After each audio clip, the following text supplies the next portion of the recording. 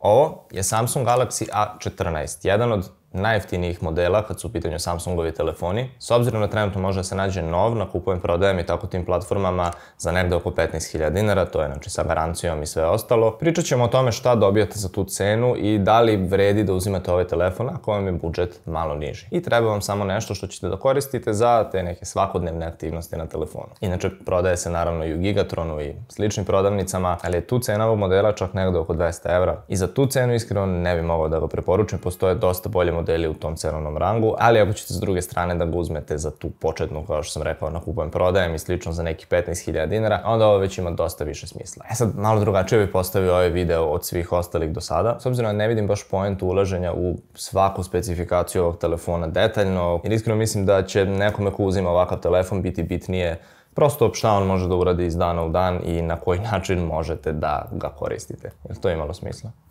Ako uporedimo ovaj telefon sa nekim skupljim, na papiru je definitivno loš i u svakom smislu. Ali ovo, kao i svaki drugi pametni telefon, je uređaj za kojim možete da uradite jako mnogo toga. Da li ćete da imate Galaxy A14, ili Galaxy S23 Ultra ili iPhone 15 Pro Max. Po meni nije toliko važno ako pogledate iz ugla da sa svim tim telefonima možete da radite većinu istih stvari. Sa ovim telefonom i dalje možete da koristite Viber, WhatsApp i ostale aplikacije za komunikaciju, možete da koristite Instagram i ostale društvene mreže, igrate neke malo laganije igrice, i dalje možete da fotografišete, da snimate video zapise i sve ostalo što bi mogli i na bilo kom drugom telefonu. Da li te stvari ovaj telefon radi isto kao i telefon od 1000 evra? Naravno da ne, ali i dalje potrašava sve te funkcije. I mislim da uopšte činjenica da mi u 2023. za nešto malo više od 100 evra možemo da imamo uređaj sa kojim ćemo biti apsolutno povezani sa svetom. Dakle, svi pametni telefoni trenutno na tržištu pružaju jako mnogo, ali s obzirom da ta tehnologija iz godine u godinu napreduje, na način na koji napreduje, svi mi, eto, uključujući i mene, smo nekako počeli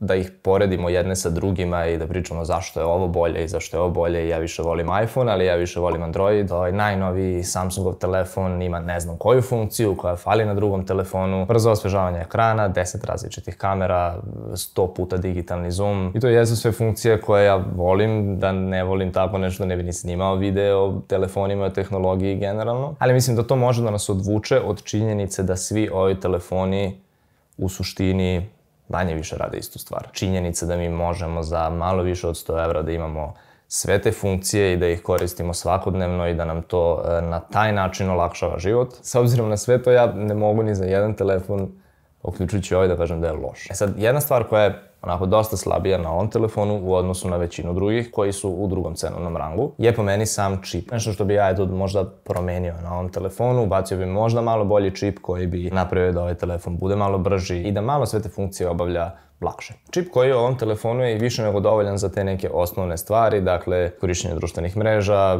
komunikacija sa prijateljima i porodicom i slične stvari. Pa čak i neke blaže igrice, nemam pojma ako igrate neke Tetrise i slične stvari, to možete da radite na ovom telefonu, ali ništa mnogo zahtevnije od toga. Dakle, ukoliko ste blaži korisnik koji želi da koristi telefon baš za te stvari, mislim da je ovaj telefon sasvim ok izbor. Ono što bi izdvojio kao dobre stvari u vezi ovog telefona, ako se izuzme taj čip koji ja tu verujem da bi mogao biti malo brži, pored toga recimo ima odličan velik ekran od 6,6 inča, tako da eto, ukoliko koristite telefon da gledate YouTube ili Netflix ili bilo šta slično, imate velik ekran koji će malo da poboljša to iskustvo. Pored toga je i dosta svetao, tako da sve se najnormalnije vidi i na dnevnom svetlu, nećete imati problem sa osvetljenjem. Sa druge strane ima 3 kamere na leđima, kojih je glavni objektiv od 50 megapiksela i fotografiše. Nisu najbolje fotografije na svetu, ali ukoliko želite da obeležite neki trenutak, možete to da uradite sa ovim telefonom. Ne bi se udubljivao previše u svaku funkciju kamere, s obzirom da ih nema jako mnogo, ali opet eto za čuvanje i pamćenje tih nekih bitnijih trenutaka u životu, apsolutno možete da koristite ovaj telefon za to, i fotografije i video zapisi će biti sasvim ok.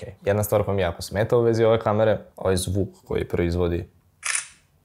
Tako da, eto, možda mutirajte telefon da koristite kameru. I eto, recimo, jedna stvar koja je velika prednost ovog telefona, po meni može da se poradi sa nekim dosta skupljim telefonima, je baterija. S obzirom da ovaj telefon ima stvarno dobru bateriju, možete da imate negde oko 8 sati tog screen on time ili uključenog ekrana, kako god. To je stvarno dobro i kao što sam rekao, može da se poradi sa nekim dosta skupljim i dosta napucanijim telefonima. Pored toga, telefon ima Android 13 i One UI 5.1, što je najnovija verzija Samsungovog One UI-a, tako da ćete i dalje dobiti dosta tih unikatnih funkcija funkcija koje imaju samo Samsung telefoni. I ajde da zaokružimo ceo ovaj video. Da li je ovaj telefon dobar i da li treba da ga uzmete? Posebno za ljude kojima je potreban telefon za te neke osnovne stvari kao što je komunikacija sa ljudima, društvene mreže i možda neka blaža igrica, koja je fotografija i video i tako dalje. Mislim da je ovaj telefon sasvim ok izbor, posebno za cenu od tih nekih 15.000 dinara, a ako gledate na polovnom tržištu, ta cena može još malo da padne. Ako vas zanima razlika između ovog i jednog od trenutno najskupljih Samsungovih telefona, pogledajte ovaj video sa strane.